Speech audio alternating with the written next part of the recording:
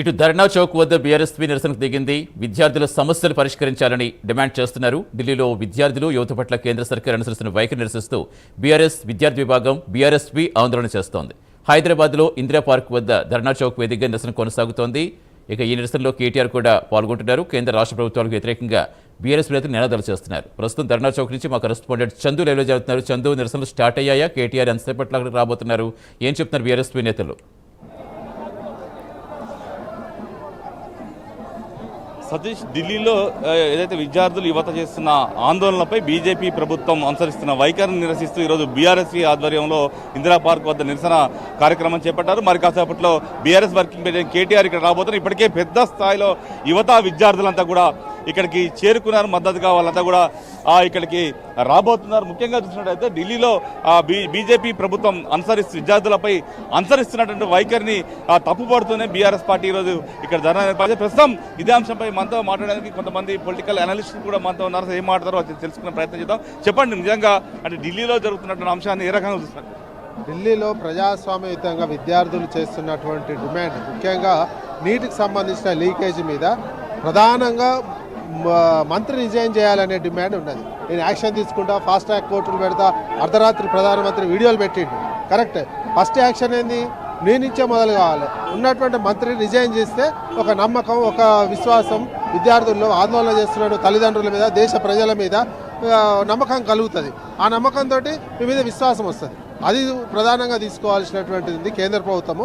ఆ మంత్రిని తప్పించి మిగతా అంశాలు ఫాస్ట్ ట్రాక్ కోర్టులు ఏర్పాటు చేస్తారు, జైల్లో ఉన్న వాళ్ళని శిక్షిస్తాం. ఎందుకంటే నిన్ననే సిబిఐ క్లీన్ చిట్ ఇచ్చింది. లాస్ట్ 2024లో నీట్ లీక్ చేసినటువంటి ఒక వ్యక్తిని అరెస్ట్ చేస్తే ఆయన క్లీన్ చిట్ ఇచ్చింది. ఎట్లా నమ్ముతారు? సిబిఐ క్లీన్ చిట్ ఇచ్చినటువంటి వాళ్ళని మళ్ళీ నేను యాక్షన్ తీసుకుంటా అని నోటి మాటలతో చెప్తే నమ్మే పరిస్థితి లేదు. ఈ ఉద్యమం దేశవ్యాప్తంగా విద్యార్థులు చేస్తున్నటువంటి ఉద్యమం దేశవ్యాప్తంగా కదిలించినటువంటిది మధ్యతరగతి ప్రజల్ని. ఎందుకంటే నీట్ అనేది ఒక వాళ్ళు లైఫ్ లాంగ్ గోల్ పెట్టుకున్నటువంటిది. వరుసగా లీక్ అవుతున్నటువంటి సందర్భంలో ప్రజల నుంచి ఒక మంచి స్పందన వస్తుంది. ఇన్నాళ్ళు ఒక రకమైనటువంటి అంశం మీద మీరు మత్తులో పెట్టినటువంటి విషయాన్ని ప్రజలు, విద్యార్థులు, ముఖ్యంగా జెన్జీ విద్యార్థులంతా తెలుసుకొని రోడ్ల మీదకి వచ్చినటువంటి విషయాన్ని, దీన్ని బట్టి ప్రధానమంత్రి కూడా అర్ధరాత్రి ఫస్ట్ టైం సెల్ఫీ వీడియో పెట్టడం ఒక ప్రైమ్ మినిస్టర్ అంటే ఏ రకంగా ఉద్యమం అంటుకుంటుంది అనేది అర్థమవుతుంది.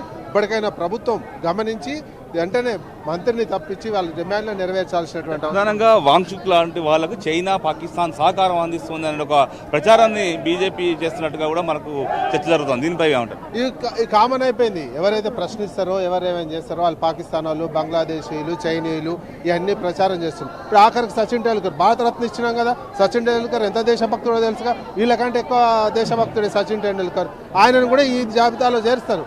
ఎవరు మద్దతు తెలిపినా, ఎవరు చేసినా ఇట్లా దేశద్రోహులు అనడం, పాకిస్తాన్ వాళ్ళు అనడం, బంగ్లాదేశ్ అనడం, అదొక సైద్ధాంతికంగా భావదారిద్ర్యంతో ఉండి వాళ్ళు ఎంతసేపటికి అదొకటి పెడితే దేశ ప్రజలంతా ఒక్కటవుతారు, ఒక దేశభక్తి భావం పెంపొందిస్తారని అవతలను దేశద్రోహులు అనే ఒక ముద్ర వేసే ప్రయత్నం చేస్తుందే తప్ప సమస్యను పరిష్కరిస్తే ఇన్నాళ్ళు ఆ అంశాల మీదనే చెప్పి మేము ఒక అధికారంలో చెలాయిస్తున్నటువంటి కనిపించింది. ఇప్పుడు ఆ అంశం తొలగిపోయింది. ప్రజల్లో ఉన్నటువంటి ఆ పొర తొలగిపోయి వాస్తవాలు ఏందో తెలిసిపోతున్నాయి. వరుసగా పేపర్ లీకేజీలు, వాళ్ళకు పడుతున్నటువంటి ఇబ్బందులు, నిరుద్యోగ సమస్య, అనేక సమస్యలు దేశ ప్రజల ముందుకు వచ్చి నిలబడ్డది. రైతాంగ సమస్యలు ఇవన్నీ వచ్చినటువంటి నేపథ్యంలో ఇవి చెప్పినా ప్రజలు నమ్మలేని స్థితిలోకి టెండూల్కర్ లాంటి వాళ్ళు వచ్చినా, ఇంకా సినీ స్టార్స్ వచ్చినా, ఎవరు వచ్చినా ఓ రకమైన ముద్ర వేసే ప్రయత్నం చేస్తుంది. ఆ ముద్రకు ఇప్పటి నుంచి ఇక ప్రజల్లో చెల్లుబాటు అయిపోయింది. ఇక తేలకుండా ఉండే అవకాశం ఉన్నది. వెంటనే ప్రభుత్వం అయితే వీళ్ళు చేసిన డిమాండ్లను పరిష్కరించే విధంగా చూడాల్సినటువంటి అవసరం ఉంది. పరిష్కరించాలి. ప్రధానంగా మంత్రిని, ధర్మేంద్ర ప్రధాన్ని తప్పిస్తే ఒక డిమాండ్, ఒక సాటిస్ఫాక్షన్ అయ్యే విధంగా ఉంటుంది. ఓ నమ్మకం కుదిరే అవకాశం ఉంది.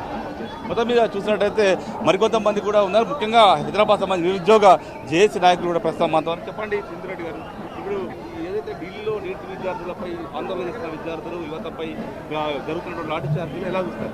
అది తీవ్రంగా ఖండిస్తామండి. అసలు యువత మీద లాఠీ చార్జ్ చేయడం ఎంతవరకు కరెక్ట్ అనేది ప్రభుత్వాలు ఆలోచించాలి. అది ఏ ప్రభుత్వమైన రాష్ట్రంలో చూస్తే కాంగ్రెస్ ప్రభుత్వం. మళ్ళీ అదే కాంగ్రెస్ ప్రభుత్వం బీజేపీని ప్రశ్నిస్తుంది, ఏంటి లాఠీచార్జ్ ఎందుకు చేశారని చెప్పి. మరి మీ వైఖరి ఏంటి ఇక్కడ? మీరెందుకు మా మీద లాఠీచార్జ్ చేసినారు? ఇన్ఫాక్ట్ ఇంకోటి, అన్ని వేల మంది ఒక దగ్గరికి వచ్చి ఒకటి క్వశ్చన్ చేస్తున్నారు అంటే ఫస్ట్ ఆ సమస్య గురించి మాట్లాడాలి కదా. సమస్య గురించి మాట్లాడకుండా యాంటీ టెర్రరిస్ట్ వాళ్ళు యాంటీ సోషల్ యాక్టివిటీస్ చేస్తున్నారు అంటే అసలు సమస్య గురించి ఎందుకు మాట్లాడట్లే? ధైర్యం లేదా? అసలు అకౌంటబిలిటీ ఎక్కడికి పోయింది? ఇన్ని లక్షల మంది, కోట్ల మంది, ఇన్ఫాక్ట్ అంతమంది ఇబ్బంది పడిన సమస్యని రెక్టిఫై చేయలేని ప్రభుత్వాలు ఉన్న వేస్ట్ అండి. ఇంకొకటి ఏంటంటే ఫండింగ్ ఎవరో చేస్తారు అంటే ప్రతిసారి ఏ ప్రభుత్వం అయినా మీరు గమనించండి, ఎవరైనా స్టూడెంట్స్ ముందుకొచ్చి ప్రొటెస్ట్లు చేసినా క్వశ్చన్ చేసినా ప్రభుత్వాల నుంచి వచ్చే క్వశ్చన్ ఏంటి అంటే వీళ్ళ వెనకాల నుండి ఎవరో చేపిస్తున్నారు, వీళ్ళకి ఎవరో ఫండింగ్ చేస్తున్నారు.